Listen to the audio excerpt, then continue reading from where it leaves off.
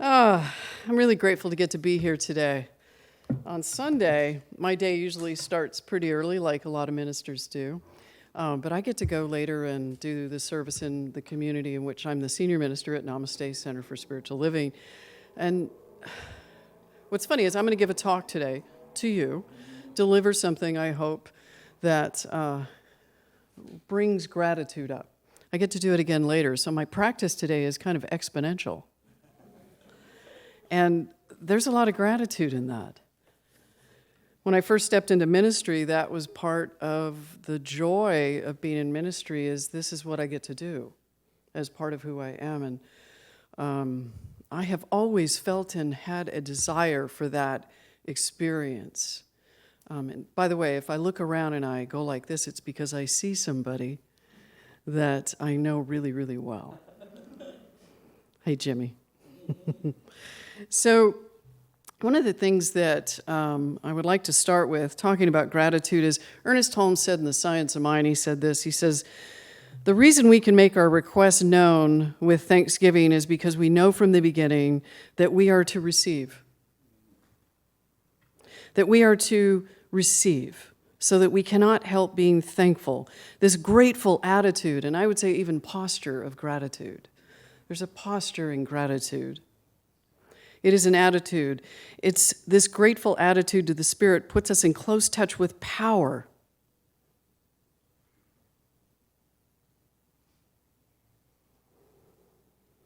And adds much to the reality of the thing we are dealing with. Without it, we can only do so little. So let us cultivate all the gratitude that we can. In gratitude, we will send our thoughts out into the world, and as they come back, they will come laden with the fruits of Spirit. Gratitude is one of the most powerful practices. It is the most powerful attitude that we can have. Because when we are not in gratitude, where are we? That's a question that you can ask yourself, is when I'm not in gratitude, where am I? And what am I practicing? So we have this beautiful and unique purpose in life, and this journey that we have that continues to unfold as each one of us. And I think about this time of year, today is the first night, tonight is the first night of the celebration of Hanukkah, the season of light. But within the season of light, there is also this compatible partner that journeys with us in light, which is also darkness. And it is up to us to find and be grateful for both as they unfold. Last week in my own community, I was sharing this idea which has really become part of my journey this whole entire year, which is at the beginning of the year, I set this intention and created a covenant to have a greater experience of joy. And I realized that my own journey with joy has been fleeting, I would say. I tend to, it's part of my personality and my nature, to which I'm exploring that. I tend to kind of fly right in the center, which is not too much joy and not too much sadness. I kind of just fly right there in the middle, which means sometimes that when things happened in life, I didn't necessarily celebrate them. I think maybe some part of me within me sort of was in relief. And that relief sometimes can be that something bad didn't happen, or at least I had this. So it was as if I wasn't really committed to joy. And maybe you find yourself in that way, which is something great happens, and it's wonderful in some extent, but you don't rest in it, in that deep place of gratitude that is often always the invitation. There were these 3 stories I shared with the community last Sunday, and I shared a little bit of that with this community, I think about a month ago. And these 3 stories came in interesting forms. One, I lost my spiritual community, the one I grew up with. I'm going to love this, I haven't shared with this community, but I was expelled from college. I carry that as a banner. Please do not feel bad. And I can honestly say that it wasn't that exciting, my expulsion. And the third thing was that I got to be the caregiver for my grandmother. Now, in all those three stories, I can honestly say today I'm such gratitude for them, but not so much at the time in which those three were unfolding. To be expelled from my faith tradition was very difficult, and ultimately a gift unfolded. To be expelled from college was certainly not fun, and with my personality, I felt that I had kind of reached a bottom of some kind. And with the care of my grandmother, it was really difficult because what she was going through triggered a lot of my own journey. And fortunately, in all three cases, those stories left me with some lessons and some gifts that I've come to, thankfully, step into learning from lessons much quicker than maybe back then. The lesson of losing my faith was that I am a child of God and no one can take that away. There is nothing that can take that away unless I give that away. To be expelled from school, I came to understand that I matter. So when I begged my way back into school and graduated and ended up getting a master's and continuing education on beyond that, I realized that I mattered, and it mattered to the folks that in which I sat down and said, please, let me try again. Of course you can, because that's why we're here. And with my grandmother, what my grandmother gave me in the years that I cared for her, she and I lived together for almost 12 years, I came to understand that I am lovable and that I am love. And she gave that to me. Well, I could say that she showed me the way for that to be revealed. In all cases, the gifts we become most grateful for in life are not like sort of my dream car, my dream house, even my dream partner. They end up being the gifts that we get that are immaterial, that don't have necessarily a form in this life that which I can see. It's the revealing of who we truly are. Those kinds of gifts are the gifts that carry us into eternity. Those are the gifts that no matter what is in our life, we feel grateful for who we are and how we show up. John, if you could put up that first slide. Life is interesting. When it shows up, somebody just waved to me. Life is interesting. Thank you. I just really wanted you to wave to me, that's all. So Ganga White said this. Is that the first one?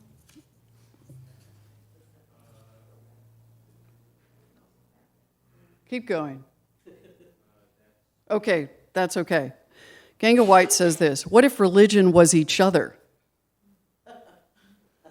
Boy, how would we be with each other, right, Des? If our practice was our life, what if the temple was the earth, if our forests were our church? If holy water, the rivers, lakes, and oceans, what if that was our church? What if meditation was our relationships?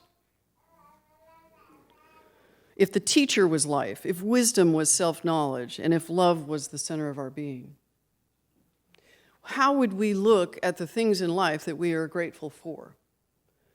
Throughout this entire month of Thanksgiving, there's this theme of being thankful. And we meet with family, whether it's chosen or family of origin, whatever that might be, on Thanksgiving, or maybe we spent that time alone. Doesn't matter. But the theme for the month of being thankful oftentimes goes out into being sort of the material world, what is in form. This is the last Sunday of the month of November. It's an invitation to go a little bit deeper with what gratitude really does bring to each one of us. Joan Borisenko was in a book that Louise Hay wrote on gratitude. She talks about walking in the woods, and as she's walking in the woods, she is completely blind to the beauty that is in those woods. At the time, she was reflecting in that walk, missing the entire beauty, and really reflecting on that she was walking through a divorce, that her son was really, really angry with her about that divorce. And she was listing out all the things in her life that wasn't working. I never do that. You don't either, right? Never. Never. Did you do it this morning?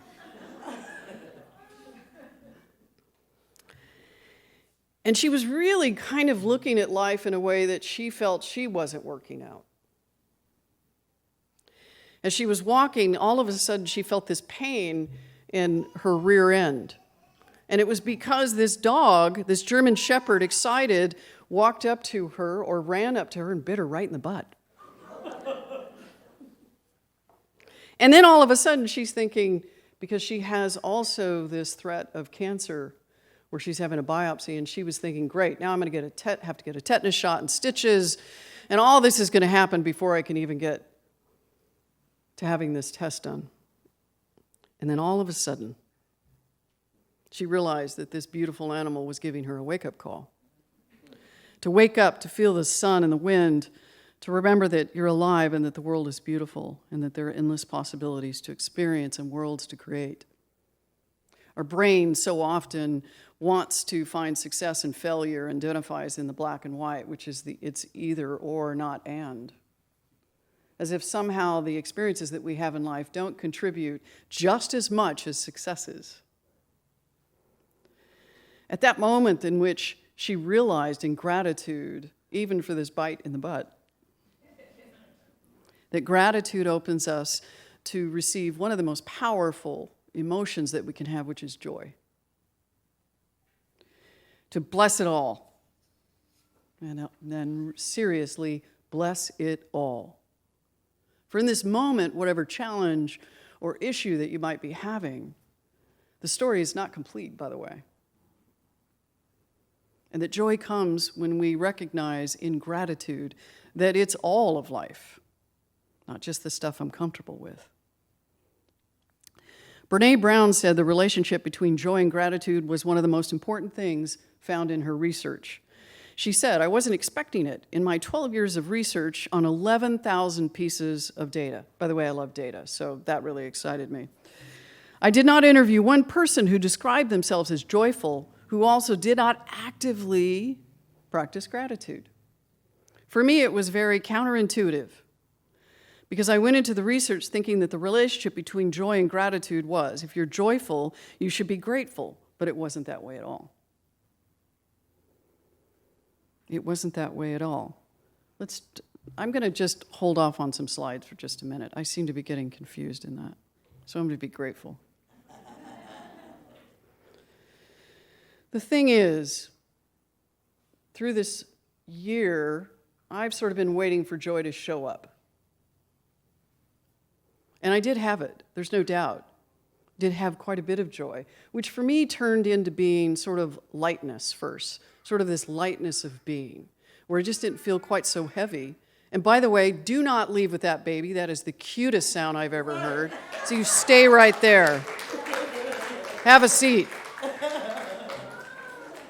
I have a child too. The thing is that in my waiting for joy, that to me was pure joy right there. As I was grateful for that beautiful sound, I found myself not just being light, but there's something richer in the joy. Even through a pandemic, it's still up to me as to what I choose to experience and have in my life.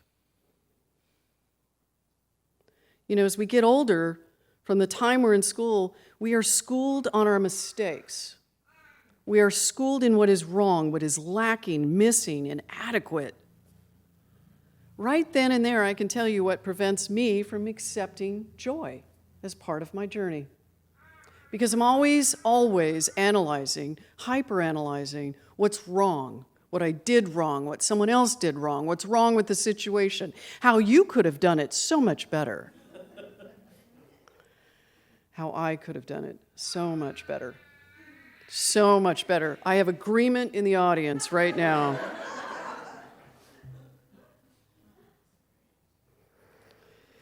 You see,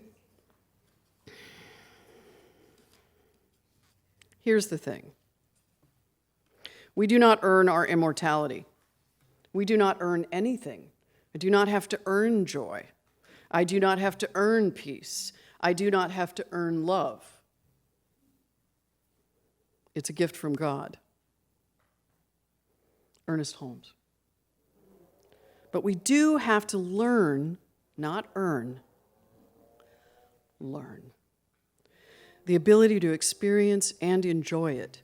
This is a gift we shall have to make to ourselves. The world and the next are but two parts of one journey, which can, if we permit it, be filled with hope and joy.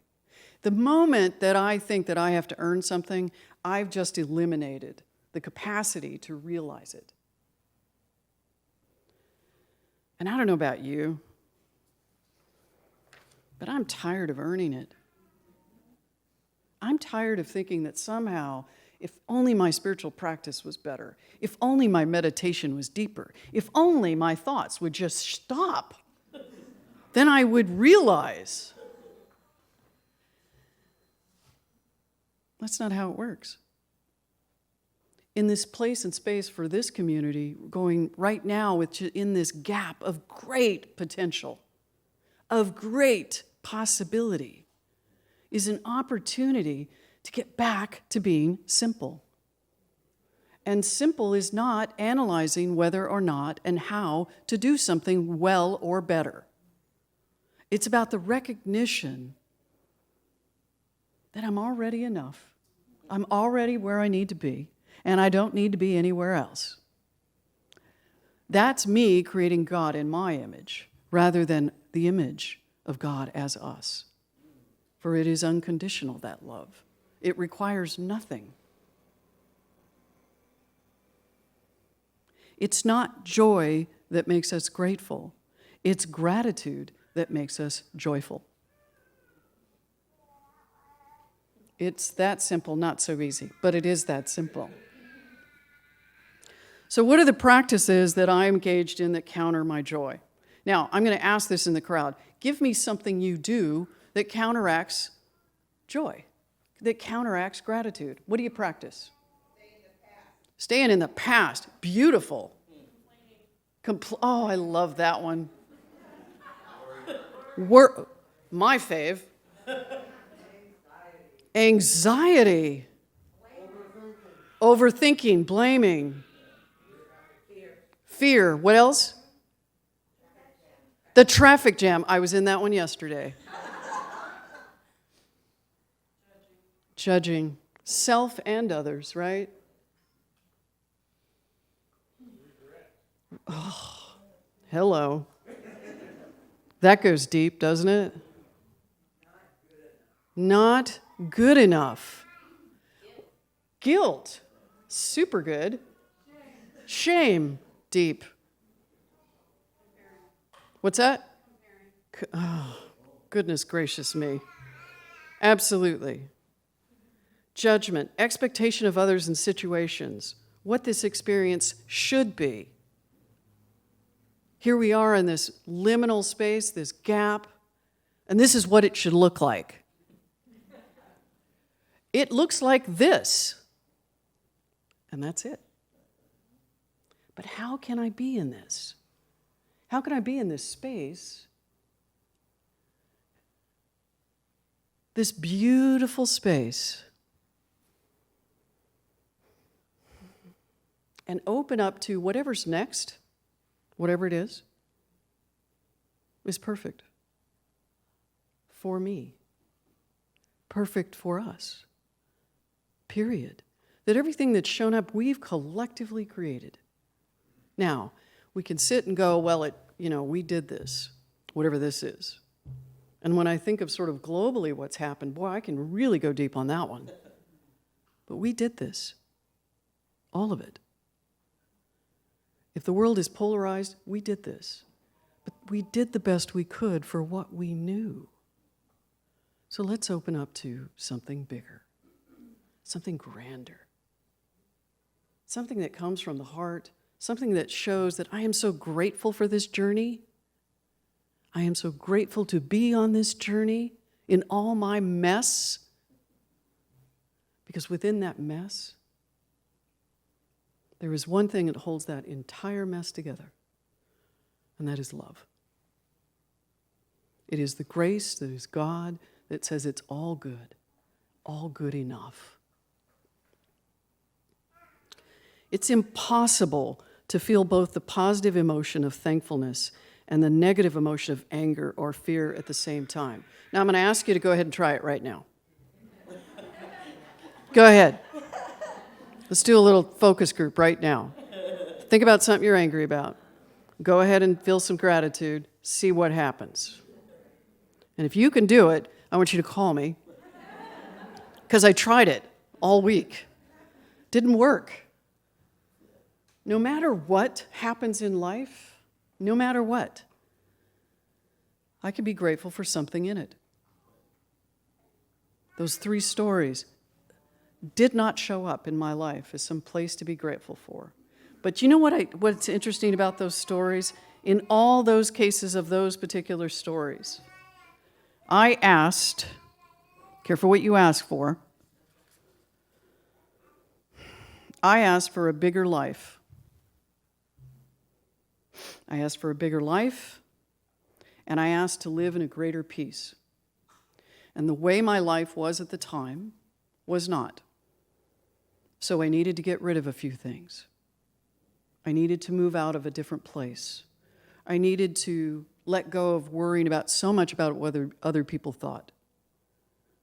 I needed to know that I was loved. No matter what happened in my childhood, that I am loved. I needed to know that I mattered. And all of that wasn't what was on the outside of me. It was the inside. It was the inside. Human perception seems very powerful. It proceeds from our limited self-concept.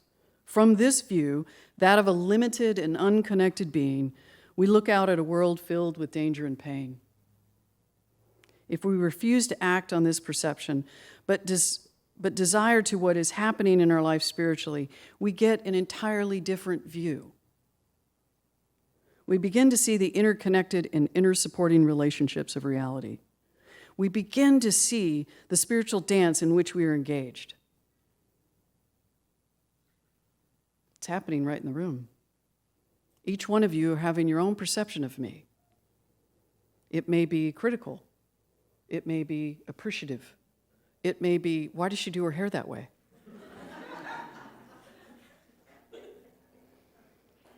Whatever it is.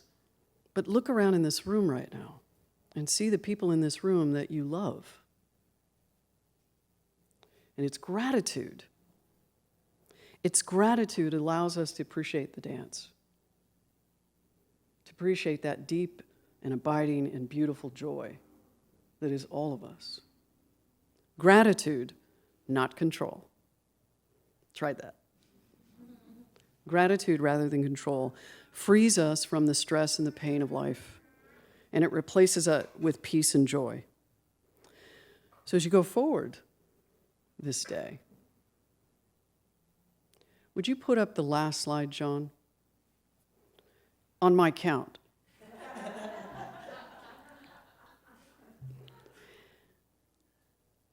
Taking a long view at life. Not the short view, not what happened this morning or what happened this week. It's taking the long view of life, the spiritual perspective, and asking the question, no matter what the story is that you carry with you, what am I grateful for in that story? What is the gift that I have received in that experience? We are here to grow and to heal,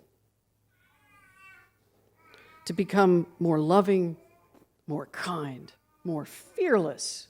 I would say fierce in that, and hopeful. To look at and look for what I'm grateful for.